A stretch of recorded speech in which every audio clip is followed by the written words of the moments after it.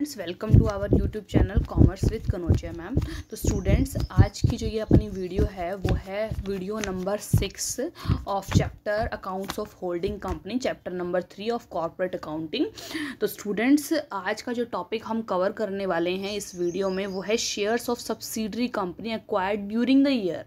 मतलब बीच में कभी भी एक्वायर कर लेते हैं हम शेयर को, तो वो कैसे करना है, उसकी जो ट्रांजैक्शन है वो किस तरीके से करनी है, कैसे हमने उसको हैंडल करना है, वो इस वीडियो में हम पढ़ेंगे एक इलिस्ट्रेशन की हेल्प से। तो देखिए स्टूडेंट्स, क्या है कि एक sometime the holding company acquire the share of the subsidiary company during the financial year. For example, the subsidiary company prepare financial statement on 31 March 2006 and the holding company acquired it's shares on 1 जुलाई 2005। तो यानी इसका जो financial year हो गया वो हो गया 1 अप्रैल financial year हो गया 1 अप्रैल से लेकर 2005 से 31 मार्च 2006 तक का, जिसमें बीच में 1 जुलाई 2005 को इन्होंने शेयर एक्वायर कर लिए। तो 1 अप्रैल से 1 जुलाई के बीच का जो समय हो गया वो हो गया प्री वाला, ठीक है, प्री इक्वेशन पीरियड। और 1 जुलाई से 31 मार्च तक का जो पीरियड हो गया वो है पोस्ट इक्वेशन पीरियड, ठीक है। तो अब देखो कैसे करना है आपने। In this case the current year profit are divided according to the pre period and post period. इस केस में हमें क्या करना पड़ेगा, जो भी आपको पहले सारे करंट ईयर के प्रॉफिट निकालने हैं। फिर वो करंट ईयर के प्रॉफिट कैसे निकालोगे आप, करंट ईयर के प्रॉफिट आप profit and loss appropriation account बना के निकाल लोगे, करंट ईयर के प्रॉफिट निकाल लोगे। फिर उसके बाद क्या करोगे आप उसको प्री पीरियड और पोस्ट पीरियड के लिए निकालोगे कि टोटल करंट ईयर का प्रॉफिट इतना है, इसमें से प्री पीरियड का इतना पार्ट हो गया और पोस्ट पीरियड का इतना पार्ट हो गया। तो देखो अब कैसे है, स्टेज बना रखे हैं, स्टेप बना रखे हैं। फर्स्ट स्टेप है कि आपने प्री पीरियड और पोस्ट पीरियड को डिटरमाइन करना है कि मान लो जुलाई में हो गई तो अप्रैल से 1 जुलाई तक का काउंट कर लो। अप्रैल मई जून, क्योंकि 1 जुलाई को हुआ तो जुलाई काउंट नहीं करेंगे, तो जून 3 महीने हो गए। तो प्री पीरियड हो गया 3 महीना और जो पोस्ट पीरियड हो गया बचे हुए 9 महीने, ठीक है। 3 और 9 हो गया प्री पीरियड और पोस्ट पीरियड, ठीक है। आगे देखो स्टेप 2 क्या है, prepare profit and loss appropriation account बनाना है और उससे करंट ईयर के प्रॉफिट निकालने हैं, ठीक है। आगे देखो थर्ड स्टेप क्या हो गया, divide the current year profit into pre period and post period. जो भी आपने अमाउंट टोटल निकाला है करंट प्रॉफिट का उसको 3/12 कर लो और 9/12 कर लो, ठीक है। जितना भी आपको मंथ में जितना करना है, अगर मान लो 4 और 8 मंथ होते तो 4/12 कर लेते और 8/12 कर लेते। इसमें 3 और 9 है तो 3/12 कर लिया और 9/12 कर लिया। और करंट ईयर प्रॉफिट को प्री इक्वेशन प्रॉफिट और पोस्ट इक्वेशन प्रॉफिट में हमने बांट लिया। आगे देखो क्या करना है, स्टेप 4 क्या है, add the current year pre profit जो आए हैं to the pre acquisition profit में उसको ऐड करने हैं and the current year post profit will be considered as the post profit. देखो एक हमने प्री प्रॉफिट निकाले हैं जो 3/12 करके और 9/12 करके, एक पोस्ट प्रॉफिट निकाले हैं, ठीक है। पोस्ट प्रॉफिट को तो हम पूरे के पूरे को हम पोस्ट इक्वेशन प्रॉफिट लेके चलेंगे, लेकिन प्री प्रॉफिट में क्या करेंगे, प्री प्रॉफिट में के टाइम पे जब हम प्री इक्वेशन प्रॉफिट निकालेंगे तो उसमें क्या करेंगे, उसको जो प्री प्रॉफिट को ऐड कर देंगे, ठीक है। करंट ईयर के प्री प्रॉफिट को ऐड कर देंगे। तो देखो कैसे करेंगे, जैसे हमने नॉर्मल निकालते हैं उसके अंदर प्री प्रॉफिट और ऐड हो जाएगा, वैसे हो जाएगा, ठीक है। और फिफ्थ स्टेप है कि पोस्ट प्रॉफिट को एक्वेशन जितना भी है होल्डिंग कंपनी के शेयर आ जाएंगे पोस्ट प्रॉफिट के, ठीक है। वो उसको हम क्या लिखेंगे, होल्डिंग कंसोलिडेटेड बैलेंस शीट बनाते टाइम जो पोस्ट प्रॉफिट है उसका 70% है मान लो तो 70% लिख देंगे, ठीक है। बताती हूँ कैसे, इसमें समझ में नहीं आएगा आपको, इस क्वेश्चन के थ्रू समझाती हूँ क्या बोल रहे हैं ये। शेयर कैपिटल दे रखी है 5 लाख 3 लाख, रिजर्व दे रखे हैं 2 lakh 1 lakh, profit and loss दे रखे हैं 3 लाख 2 लाख, क्रेडिटर दे रखे हैं 2 लाख 1 लाख, इन्वेस्टमेंट है 70% शेयर में 4 लाख की, ठीक है। 4 लाख में खरीदिए 70% शेयर्स, ठीक है। उसके बाद है फिक्स्ड एसेट दे रखी है 6 लाख 4 लाख, करंट एसेट दे रखी है 2 लाख 2,80,000 और प्रीलिमिनरी एक्सपेंसेस दे रखे हैं 20,000 के, टोटल है 12 लाख और 7 लाख। ठीक है, नीचे आ जाओ, ये इंपॉर्टेंट है पढ़ना। The shares of S limited were acquired on 1 July 2004 on 1 अप्रैल, मतलब 1 जुलाई 2004 को वो करें तो पहले पीरियड निकालेंगे।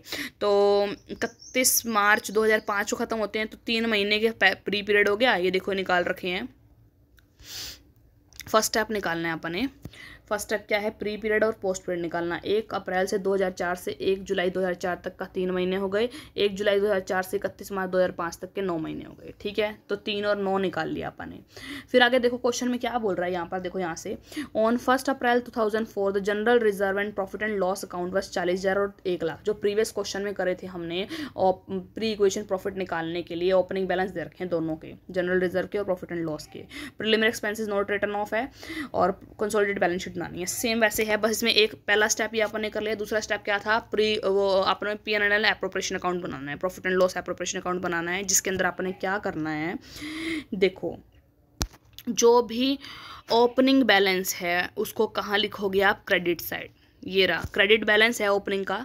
अगर प्रॉफिट है तो क्रेडिट बैलेंस है, लॉस होएगा तो डेबिट बैलेंस होगा। तो प्रॉफिट कितना है प्रॉफिट एंड लॉस में, 1 लाख का, तो कौन सा बैलेंस है, क्रेडिट बैलेंस। तो क्रेडिट साइड में लिख दो इसको, देखो ये लिख रखा क्रेडिट साइड में, ध्यान से एक बार ये पीछे जाएगा फिर बताती हूँ आपको। ये 1 लाख का क्रेडिट बैलेंस, ठीक है। और जो क्लोजिंग बैलेंस शीट में, यानी बैलेंस शीट के अंदर जो क्लोजिंग बैलेंस लिख रखा है वो यहाँ आएगा, ये रहा डेबिट साइड में 2 लाख का। ठीक है, जनरल रिजर्व में जो ट्रांसफ़र हुए हैं, क्योंकि जनरल रिजर्व क्लोजिंग है 1 लाख की और जो ओपनिंग बैलेंस है वो 40,000 का है। क्लोजिंग में से ओपनिंग माइनस कर देंगे, 60,000 आ गया, ये आ गया 60,000। अब 2,60,000 यहाँ आ गया, 1 लाख यहाँ आ गया, तो 1,60,000 बैलेंसिंग फिगर करके हमारा करंट ईयर के प्रॉफिट आ गए। ठीक है, करंट ईयर का प्रॉफिट निकाल लिया। अब करंट ईयर के प्रॉफिट को हमने प्री प्रॉफिट और पोस्ट प्रॉफिट में बांटना था, ये बात करी थी ना हमने, तो बांट रहे हैं हम। देखो 1,60,000 को 3/12 और 9/12 करना पड़ेगा। 3/12 से प्री प्रॉफिट आएगा, प्री पीरियड का प्रॉफिट आएगा, और 9/12 से आएगा पोस्ट पीरियड का प्रॉफिट। तो यहाँ आ गया 40,000 और पोस्ट का आ गया 1,20,000। ठीक है, अब हमने बोला है जो प्री वाला है ना वो ऐड होएगा जब प्री इक्वेशन प्रॉफिट निकालते टाइम, और जो पोस्ट वाला है वो पोस्ट इक्वेशन प्रॉफिट ही कहलाएगा, उसमें कुछ नहीं ऐड करना, कुछ नहीं माइनस करना। ठीक है, तो देखो क्या कर रखा है, ध्यान से देखना। और वही जैसे हमने प्रीवियस क्वेश्चन में वही जैसे प्रॉफिट एंड लॉस निकाला था प्री इक्वेशन, वही ओपनिंग बैलेंस दोनों के, यानी प्रॉफिट एंड लॉस और जनरल रिजर्व का ओपनिंग बैलेंस 1 लाख और 1,40,000 रुपये। और उसमें बस क्या करना है अपने को, जो प्री पीरियड का प्रॉफिट है वो और ऐड कर देना है। प्री पीरियड का प्रॉफिट है 40,000 का, हमने इससे ऊपर निकाला था, प्रीवियस पेज पे था, 40,000 का ऐड कर दिया। और प्रीलिमिनरी एक्सपेंसेस माइनस करते हैं, वो तो उसमें भी करते थे, 20,000 माइनस हो गए, 1,60,000 हमारा आ गया प्री प्रॉफिट। ठीक है, प्री इक्वेशन प्रॉफिट। और पोस्ट इक्वेशन तो वही 1,20,000 का, ये रहा, ये लिख रखा आपको 1,20,000। ठीक है, ये लिख रखा 1,20,000 रुपये। ठीक है, आगे देखो हमने निकालनी है गुडविल और कैपिटल रिजर्व। उसमें क्या करना था, बस कुछ नहीं करना था। इक्विटी शेयर कैपिटल में हमने प्री इक्वेशन प्रॉफिट ऐड कर देना है। इक्विटी शेयर 3 लाख की है, प्री इक्वेशन हमने 1,60,000 का निकाला है, अभी 70% उसका कर दो, अगर 70% शेयर अक्वायर करे हुए हैं, 3,22,000 आ गया, 4 लाख पे करा है उसके लिए, तो हमारी जो 78,000 की हो गई गुडविल हो गई। ठीक है, जो ज़्यादा पे करे हैं हमने पैसे। आगे देखो माइनॉरिटी इंटरेस्ट का, माइनॉरिटी इंटरेस्ट में सिर्फ कुछ नहीं करना है, इक्विटी शेयर में पोस्ट और प्री दोनों ऐड कर देने हैं। तो पोस्ट है 1,60,000 का, प्री है 1,20,000 का, पोस्ट 1,20,000 का, प्री 1,60,000 का, 3 लाख में ऐड कर देने हैं, और उसको 30% से वो कर देना, 1,74,000 आ गए माइनॉरिटी इंटरेस्ट के। और एक चीज़ और करनी है, देखो क्योंकि देखो हम जब बैलेंस शीट में शो करेंगे तो प्रॉफिट एंड लॉस शो करेंगे, और वो पोस्ट इक्वेशन प्रॉफिट शो करेंगे। तो पोस्ट इक्वेशन प्रॉफिट 1,20,000 का है ना, इसका 70% शो करेंगे, जितना होल्डिंग ने एक्वायर किया है उतना। ठीक है, तो अब वो कहाँ शो करेंगे देखते हो, आगे चलो। सबसे पहले शेयर कैपिटल वही 5 लाख की जो दे रखी थी, माइनॉरिटी इंटरेस्ट जो है रिजर्व और इसके बीच में आता है, तो माइनॉरिटी इंटरेस्ट निकाला है 1,74,000 का हमने, अभी रिजर्व थे 2 लाख के। प्रॉफिट एंड लॉस ये 3 लाख का होल्डिंग का था ही पहले से, और जो एस लिमिटेड में जो उसकी आया है जो प्रॉफिट 1,20,000 का 70% मैंने बोला था ना अभी 84,000, तो 3,84,000 आ गया। ये पहले थे ही 2 लाख 1 लाख के 3 लाख आ गए क्रेडिटर। ठीक है, आगे गुडविल और डाल देंगे इसके अंदर, और सब बाकी सेम।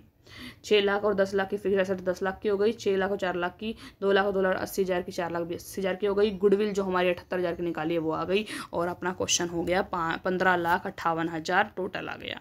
ठीक है, ऐसे आपने ये क्वेश्चन करना है, तो बहुत ध्यान से करिएगा स्टूडेंट। वैसा ही सेम क्वेश्चन है, बस इसके अंदर आपने क्या करना है, कुछ नहीं करना है। फर्स्ट स्टेप है प्री पीरियड और पोस्ट पीरियड निकालना है, 3 मंथ और 9 मंथ। फिर आपने profit and loss account, appropriation account से करंट ईयर का प्रॉफिट निकालना है। ठीक है, फिर आपने करंट ईयर का प्रॉफिट है उसको दोनों भागों में बांटना है, प्री पीरियड और पोस्ट पीरियड में, 3/12 करके, 9/12 करके। अगर 4 और 8 है तो 4/12 और 8/12 करके। ठीक है, निकाल लिया। फिर आपने प्री इक्वेशन प्रॉफिट निकालना है, और पोस्ट इक्वेशन प्रॉफिट वही होगा जो आपने निकाला हुआ है पहले से। फिर आपने गुडविल और कैपिटल रिजर्व निकालनी है इक्विटी में प्री इक्वेशन प्रॉफिट ऐड करके।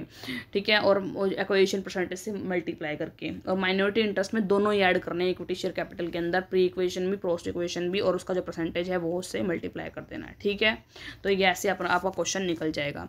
तो आई होप स्टूडेंट्स आपको यहाँ से समझ में आया हो कैसे आपको क्वेश्चन को करना है। अगर आपके एग्जाम पेपर में ये क्वेश्चन आता है इस तरीके का प्री पीरियड और पोस्ट पीरियड वाला, तो आपको अगर यहाँ से समझ में आया होगा तो आप वहाँ से कर देंगे। ठीक है स्टूडेंट्स, तो अगर वीडियो आपको अच्छी लगी हो, आपका कंसेप्ट क्लियर हुआ हो, तो ज़्यादा से ज़्यादा मेरी वीडियो को लाइक कीजिए, शेयर कीजिए, कमेंट्स कीजिए, एंड ज़्यादा से ज़्यादा मेरे चैनल को सब्सक्राइब कीजिए। Thank you students.